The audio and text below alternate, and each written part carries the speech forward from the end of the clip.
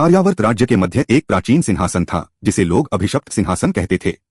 यह सिंहासन राजा को अपार बुद्धि देता था, पर बदले में उसकी व्यक्तिगत इच्छाएं छीन लेता था। जो भी उस पर बैठता वह स्वयं के लिए नहीं, केवल राज्य की नीति के लिए सोच पाता। इसी राज्य में युवराज आदित्य रहता था। बचपन से ही उसके साथ एक वन्य जीव था, एक काला भेड़िया जिसका नाम था वायु। वायु साधारण भेड़िया नहीं था। वह संकट को पहले भांप लेता और आदित्य के मन की उलझनों को बिना शब्दों के समझ लेता था। राज्य के बुजुर्ग कहते थे, यह भेड़िया सिंहासन से भी पुरानी चेतना रखता है। आदित्य का हृदय नैना से जुड़ा था। वह उसे खुले आकाश, जंगलों और स्वतंत्र जीवन के स्वप्न दिखाता। वायु सदा उनके पास शांत भाव से बैठा रहता, मानो सब सुन रहा हो। पर जैसे जैसे राज्याभिषेक का समय निकट आया, वायु बेचैन रहने लगा। वह सिंहासन कक्ष के पास जाने से आदित्य को रोकता, रास्ता काट देता और धीमी गुर्राहट करता। एक रात वायु आदित्य को महल से बाहर पुराने वन में ले गया। वहां पत्थरों पर अंकित एक पुरानी कथा थी। सिंहासन मनुष्य का हृदय सोख लेता है, पर जो सत्य को पहचान ले वह उसकी जंजीर ढीली कर सकता है। यह चेतावनी आदित्य के मन में गूंजती रही। राज्य में अकाल और अशांति फैलने लगी। मंत्रियों ने दबाव बनाया। अंततः आदित्य सिंहासन पर बैठा।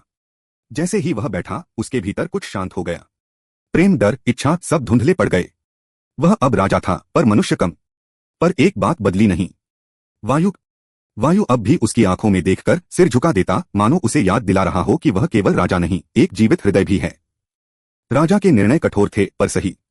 राज्य बच गया, पर राजा स्वयं सूखता चला गया। एक दिन राज्य पर बाहरी आक्रमण का संकट आया।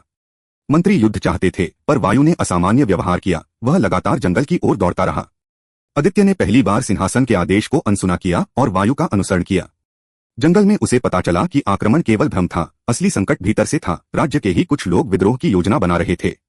इस प्रकार वायु ने राज्य को युद्ध और विनाश से बचा लिया। उस रात राजा को एहसास हुआ, सिंहासन केवल तर्क देता है, पर विवेक और संवेदना जीवों से आती है। आदित्य ने अंतिम निर्णय लिया। उसने सिंहासन के सामने खड़े होकर कहा, मैं राज्य की सेवा करूंगा, पर अपनी आत्मा को गिरवी नहीं रखूंगा।